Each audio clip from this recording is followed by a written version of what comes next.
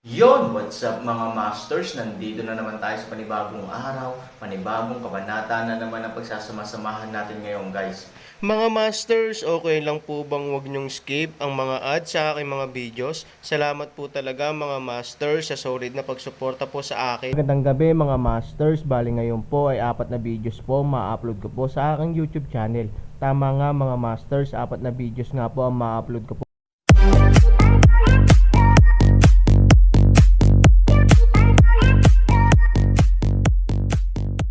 Bali mga masters, kung bago ka pa lang po sa aking YouTube channel, please click the subscribe button, lalong-lalo na po yung notification bell guys, para maging connected pa rin tayo sa isa't isa at maging updated kayo sa mga susunod ko pang video.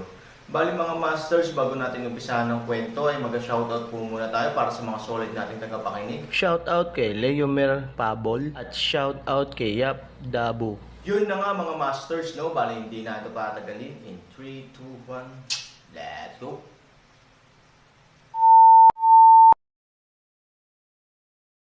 Kabanata 2176 hanggang 2200. Huwag mo pa itong patayin. Sinabi ni Aaron sa Red-Eye Jade Python. Itinuturing ng Red-Eye Jade Python ang mga salita ni Aaron bilang imperial na utos. Dahil ibinuka ni Aaron ang kanyang bibig, natural na siyang magpapakita ng awa. Nagpapasalamat si Hiyu kay Aaron.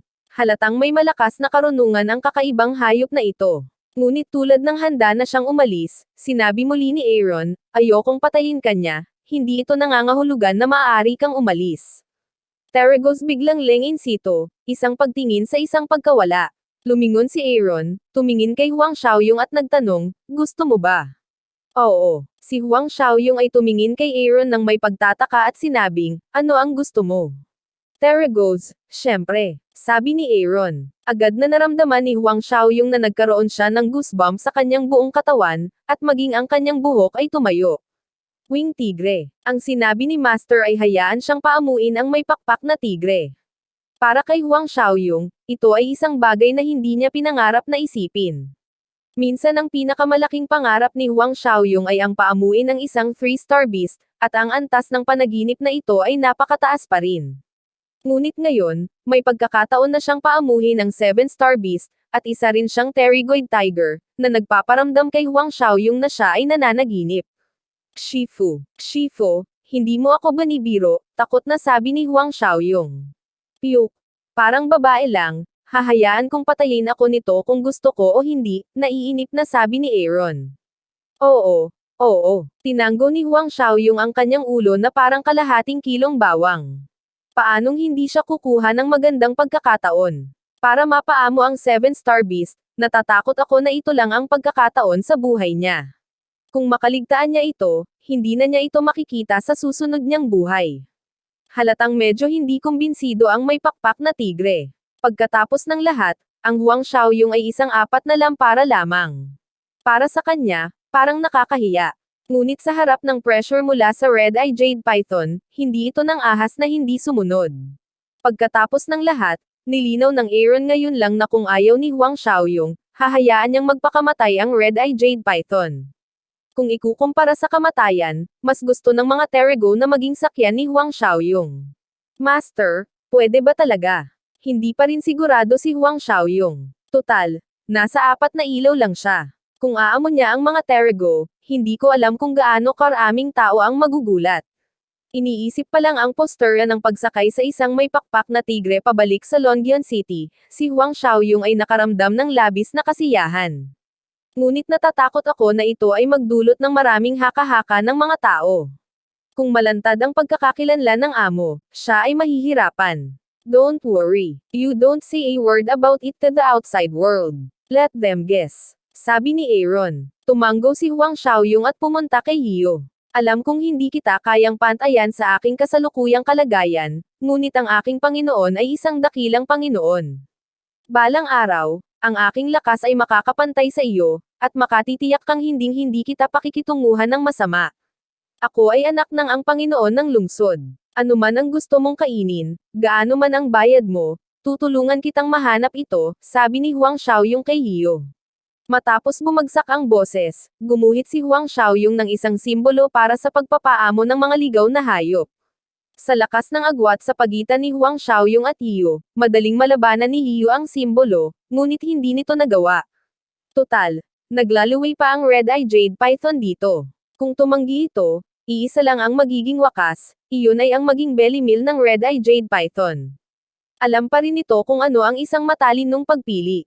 Kapag ang simbolo ay natunaw sa noo ng may pakpak na tigre, si Huang Xiaoyong ay may dagdag na pakiramdam sa kanyang puso. Nasaan man siya, nararamdaman niya kung nasaan ang may pakpak na tigre, at mamamatay siya sa lugar na may isang ideya lamang sa kanyang sarili. Biglang lumuhad si Huang Xiaoyong kay Aaron at yumuko ng ulo ng 10 beses. Ito ang taos-pusong paggalang ni Huang Xiaoyong para sa Aaron, dahil hindi lamang siya tinulungan ng Aaron na masira ang 2 hangganan, ngunit pinaamo rin niya ang makapangyarihang 7-star beast, tulad ng Terragus, para sa kanya. Hindi alam ni Huang Xiaoyong kung paano babayaran ang Aaron para sa 10 singsing na ito. Sa hinaharap, magiging tapat siya sa Aaron. Salamat, Master, sabi ni Huang Xiaoyong. Since you call me Shifu, yun ang dapat kong gawin. Aaron Wei, alam niya, mula ngayon, Huang Xiaoyong sa anumang kaso ay hindi magkakaroon ng puso ng pagkakanulo sa kanya, ito ay isang magandang bagay para sa Aaron. Pagkatapos ng lahat, Xuanyuan Mundo ay kakaiba sa Aaron. Sa isang magandang helper, Aaron ay maaaring makamit ang kanyang layunin ng mas maayos. Tumingin si Aaron kay Chen Yanran, na nakasingkapi pa rin, at sinabi kay Huang Xiaoyong, kunin mo siya, malapit nang umalis. Mukhang nahihiya si Huang Xiaoyong. Bago, dapat may puso siyang samantalahin ang panganib ng iba. Pagkatapos ng lahat, hinahangaan niya si Chen Yanran sa loob ng maraming taon.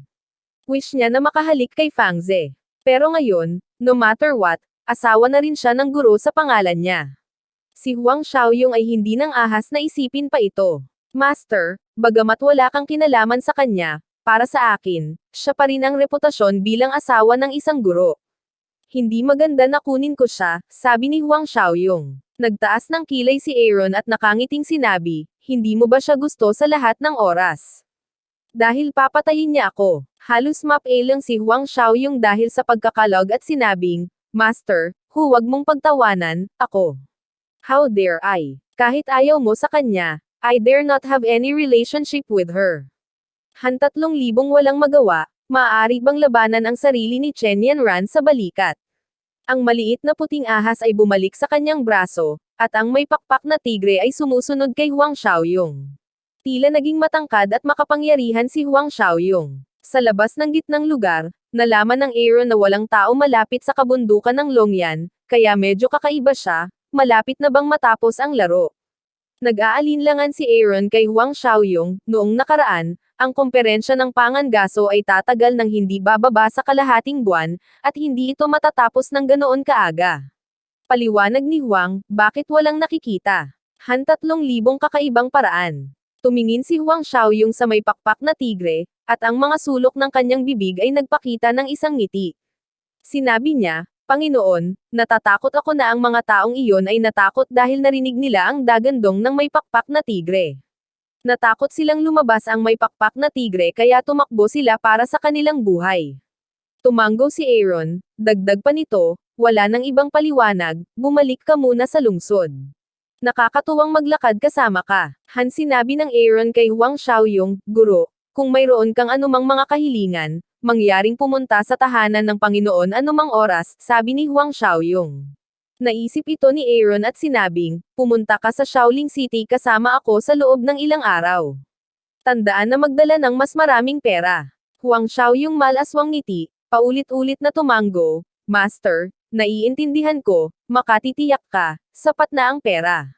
Dinala ni Huang Xiaoyong ang may pakpak na tigre sa lungsod.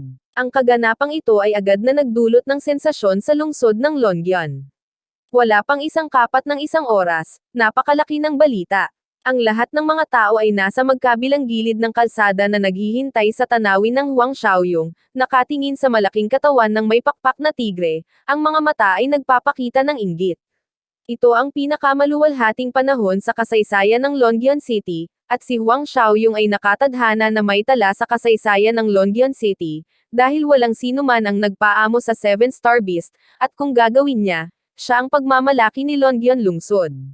Si Huang Houyi ay nasa sakit dahil si Huang Xiaoyong ay nakapasok sa dalawang lugar at naglatag lamang ng matibay na pundasyon para sa kanyang posisyon bilang pinuno ng lungsod. Gayunpaman, sa pagkakataong ito, pumunta siya sa gitnang distrito. Ang paglitaw ng mga Terregos sa gitnang distrito ay halos isang nakamamatay na dagok kay Huang Houyi. Alam ng lahat kung gaano kalakas ang may pakpak na tigre. Bilang isang pitong bituin na hayop, ang lakas ni Huang Xiaoyong sa apat na ilaw ay hindi maaaring hamanin sa lahat. Sa makatuwid, sa pananaw ni Huang Houyi, si Huang Xiaoyong ay tiyak na mapapahamak sa pagkakataong ito. Hindi lang anak ang mawawala sa kanya, kundi pati na rin ang posisyon ng pinuno ng lungsod. Dahil sa katotohanan ito, hindi matanggap ni Huang Xiaoyong. Sa oras na ito, tumakbo ang isang naguguluhan na alipin kay Huang Houyi, lumuhad at nagsabi, "Panginoon, Young Master, bumalik na ang Young Master." Bumalik si Huang Houyi na hinimas para makatayo, at nakabalik siyang buhay, na hindi naisip ni Huang Houyi. Panipi, hindi lang bumalik, Young Master, pinaamo din ng Young Master ang 7-star beast na si Hio. Boom! Parang sumabog ang kulog sa isipan ni Huang Houyi. Paamuhan ang 7-star beast. Paano ito posible? Paano ang lakas ni Huang Xiaoyong? Napakalinaw ni Huang Houyi. 4 na ilaw ang nakikipaglaban sa 7 bituin at hayop. Hindi ba biro iyon? Hindi ka nalilito? Anong kalokohan? Paano niya mapaamo ang 7-star beast? Saway ni Huang Houyi. Talaga, totoo. Ngayon, alam na ng lahat ng tao sa lungsod ng Longyan na bumalik sa lungsod ang Young Master na may dalang tigre na may pakpak.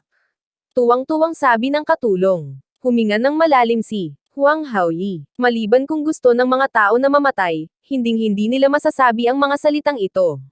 Ang tanging paliwanag lang ay totoo ang sinabi niya. Pero, paano ito nagawa ni Huang Xiaoyong? Paano niya mapaamo ang 7-star beast? Halika, nasaan ang mga tao? Titingnan ko, sabi ni Huang Houyi. Ang tarangkahan ay nasa tarangkahan ng mansyon ng Panginoon. Si Huang Houyi ay nasa ilalim ng hangin. Gusto niyang tumakbo at mabilis na naglakad patungo sa tarangkahan ng Panginoon, mansion. Ang unang nakapansin sa aming mga mata ay ang malalaking Terrego, na nagpapakapa ang kanyang mga pakpak at mukhang napakalakas. Si Huang Xiaoyong ay nakatayo sa tabi ng mga Terrego. Bagamat siya ay mas maliit kaysa sa mga Terrego, siya ay mas kaakit-akit. Pagkatapos ng lahat, siya ay napaamo ang pagkakaroon ng mga Terrego. Tuwang-tuwa si Huang Houyi na nanginginig ang mga kamay at paa. Ang swerte talaga ng pamilya Huang. Pinaamo ni Huang Xiaoyong ang may pakpak na tigre. Sino pa ba ang maglalakas loob na makipaglaban sa opisina ng pinuno ng lungsod sa lungsod ng Longyan sa hinaharap? Ang tatlong pamilya ba ay may lakas ng loob na tretuhin siya bilang isang papay? Magiting, ikaw, talagang pinaamo mo ang mga Terrego. Naglakad si Huang Houyi papunta kay Huang Xiaoyong at tuwang-tuwang sinabi.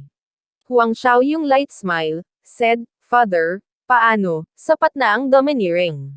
Domineering? Syempre domineering, ito ang 7-star winged tiger ang buong Longyan City, bilang karagdagan sa iyo, na may kwalifikasyon para gawin ito. Sabi ni Huang Houyi.